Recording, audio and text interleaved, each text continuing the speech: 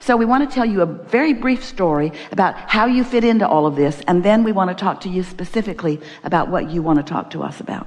So, you were source energy before you came into this physical body. Do you know that? Yes. And you are still that source energy even though you are in this physical body. In other words, the larger part of you still remains there. But you want to say, so what? So what? I'm here. It doesn't matter where I came from or what's still going on there. But it does matter what's still going on there because you have access to that. Wait, it's not just that you have access to who you came from or who you really are as non-physical energy. It's that you cannot separate yourself from who you are. That's why it matters that you know that there is another part of you that is actively involved with you. If you had just been set forth and cut loose, you could think any thought you want to think in this world about anything, and you would never feel negative emotion because there would be no vibrational comparison between what your inner being knows about that and what you think you know about it right here and now. You could watch television, you could pick some object of attention, you could focus your hate and disdain upon someone or something, and you would feel joyful in the hatred that you're offering if your inner being were not loving the same person you're hating. Esther said to us, Abraham, you clearly need more information. If you knew what I knew, you wouldn't be all bright and shiny about that. But Esther is wrong about that because we know everything that there is to know about everything, and we still maintain our attention of love and upliftment. And if she chooses otherwise, then she suffers the discord of offering a vibrational frequency that is resistant enough to the stream that we've got flowing to her that she feels discomfort in that process. That is a guidance system really worth talking about, you see. So you were source energy, you came into this physical body, and here you are doing exactly what you intended to do. You're sifting and sorting and coming to new conclusions about what's important. And as you come to those conclusions, they're emanating from you. Your inner being receives the advantage of the growth experience that you have provided. And your inner being becomes the more that you are asking for. A sort of continual amendment to who you are as you eternally continue to evolve as consciousness.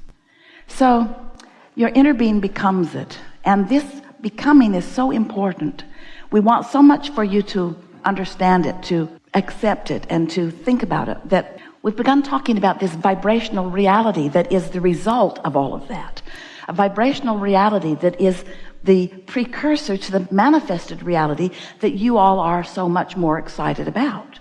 There's this vibrational reality that holds all things that you've been asking for. We want so much for you to accept the reality of it that we've called this vibrational reality your vortex. It's this spinning collection, gathering all cooperative components of all things that you want. And that vortex is the complete becoming of you so far. And your non-physical being, your inner being, you may refer to that as your soul. Sometimes people call it source, stands in that new expanded joyful state, emitting signals to you all day, every day, so that you, in your present form, in this now moment, can thoughtfully, in other words, with thought, join that consciousness in that awareness. And when you do, you feel elation, you feel powerful, you feel invincible, you feel balanced, you feel sure-footed, you feel exhilarated, you feel love, you feel appreciation, you feel all of those wonderful, invigorating feelings that you remember feeling consistently when you were younger, that as time goes by and you focus on more things that your inner being doesn't focus on, you form a sort of separation, and then you begin to sort of cope with this less than wonderful feeling that is really more natural to you. So As we visit with you, we want to explain to you that you are the creator of your own reality. And we, for a while, said to you that you want to be the deliberate creator. We called this body of work the science of deliberate creation, because we wanted you to care about your vibration and care about the projection of your thoughts. And most of all, care about the way you were feeling so that you could guide your thoughts into ways that are productive for you. And by productive, we don't just mean productive so it will produce stuff you want. We mean productive so that you can feel glorious in every moment. Productive so that you can be living the joyful life that you came here to live. And then you humans are so diligent in your determination that you made the science of deliberate creation harder work than it needed to be. We watched you. You were monitoring your thoughts and making yourself and others crazy. You would find yourself saying something that you knew was not beneficial because of the way it felt, and then you would try to suck it back before law of attraction took hold of it and made it bigger. But even sucking it back, law of attraction is still responding to what you've got your attention on, because in this attraction-based universe, there's no such thing as no. You can't look at something and say no without being a vibrational match to the very thing you're saying no about. So now we are calling this the art of allowing. The art of allowing what? The art of you will be you. The art of me in my physical form. Me in my physical body. The art of me finding a way of seeing the world, or seeing the piece of the world that I'm focused on in this moment, in a way that is like the way my inner being sees it, so that I can receive that broader perspective in this moment. The leverage that you receive, the energy that creates worlds at your fingertips, it's such an advantage to you when you sync up with that signal. So when we talk about being in the receiving mode, that's what we're talking about. Now, of course, if you're awake, you're turned on, which means your receiving mode is on. The question is, what's it tuned to? What's it tuned to? Are you tuned to the frequency of who you really are, or are you tuned to something that you're watching on television, or something that is rampant in your environment globally or locally?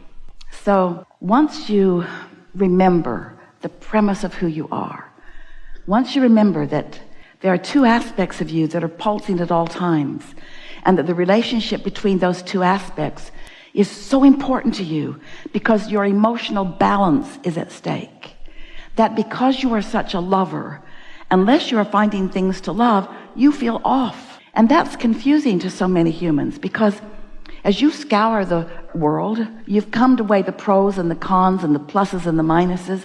You've come to believe that you have to observe and be objective in order to even know what you want. And to a certain degree, that is accurate, because if you don't have the ability to evaluate, then you can't conclude.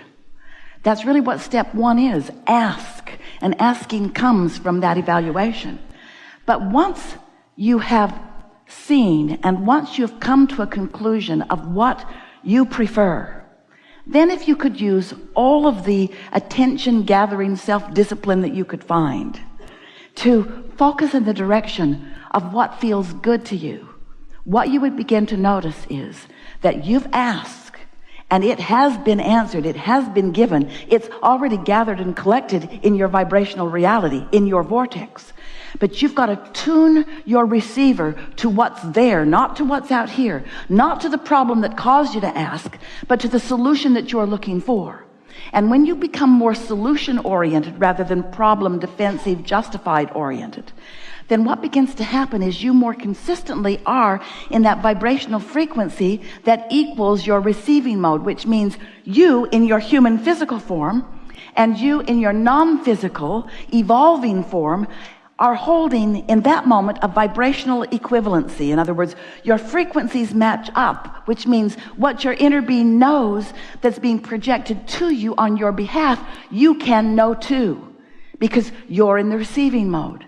So under those conditions, your inner being would not say to you, as we were suggesting that you say to your disconnected human friends, your inner being would say to you, we know where you stand in relationship to everything that you want.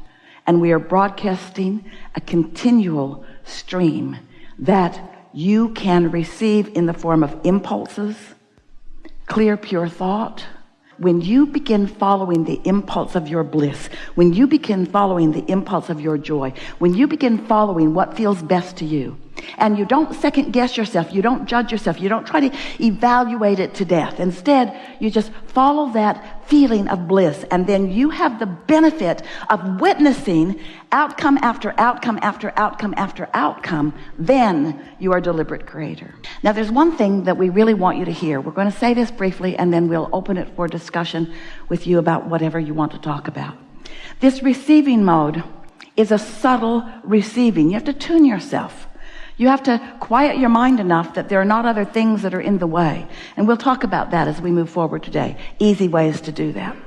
But so when you tune yourself to this subtle frequency, so you begin hearing and feeling these impulses are not going to lead you immediately to the manifested reality that you want, for a variety of reasons. One is you really don't want to go directly there. You think you do, but you don't. You don't want to go directly there. What you want is this wonderful unfolding path that you get to witness as what you're wanting. It would be like a sculptor saying, I'm going to create a magnificent sculpture, give me the clay, and then just throwing it down and saying, there, that's exactly what I was going for. That's exactly what I had in mind. Because that isn't what you had in mind. You want to get your intentionality in it. You want the fun of it becoming what you were intending for it to be. So the receiving mode, once you're in that receiving mode, once you've achieved that vibrational alignment with who you really are, and once there is a mutual vibration, your vibration and the vibration of your inner being are the same, what happens is you'll receive an impulse or an idea that won't take you all the way to what you might want to call the finish line of this particular creation. It's just you being more ready than you were before you received that. And in that readiness, that new readiness that just happened to you, now new other wonderful things can happen too. And then more, and then more, and then more. So we say, you're ready to be ready, to be ready, to be ready, to be ready. And the reason that we really want you to get this is because there are always going to be, we'll pause for dramatic effect, there are always going to be many, many more of your creations in the process of becoming than are becoming right now. In other words, a steady stream of them in the pipeline. And if you have oriented yourself to only let yourself be happy once they manifest, then you're mostly going to be unhappy. Because every day you're going to figure out something more that you want, and every day that more thing that you want will have not come to physical fruition. So you've got to be joyful in the becoming. You've got to be joyful in the allowing. You've got to be joyful in the asking. You've got to be joyful in the problem stage. You've got to be joyful in the not knowing the answer. You've got to understand that the system is, I don't like this, I prefer this, and I have no way of getting to this suddenly. And then the fun begins. Because once you know that you want it, your inner being wants it too. And when your inner being wants what you want, here's the key. Your inner being knows how to get it. Your inner being knows where it's going to come from, who's going to bring it, what the likely unfolding of it is. Your inner being knows all of that. But you often can't hear that from your inner being because your inner being doesn't talk to you like humans do who say, go over there. Your inner being is offering you the impulse so that you can have the pleasure of what you call self-discovery. You see what we're getting at? So, if you heard us, you now know everything that you'll ever need to know about creating anything that you'll ever want.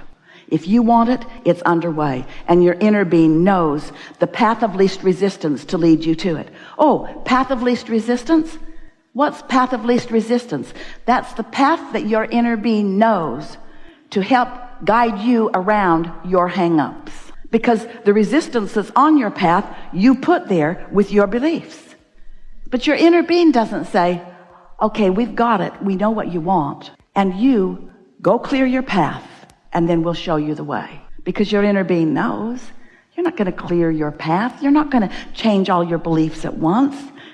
Those lobotomies are hard to get. Instead, you're going to vibrate pretty much like you have been, and your inner being is going to show you around your hang-ups until after a while you'll have more faith and belief in your ability to receive and know.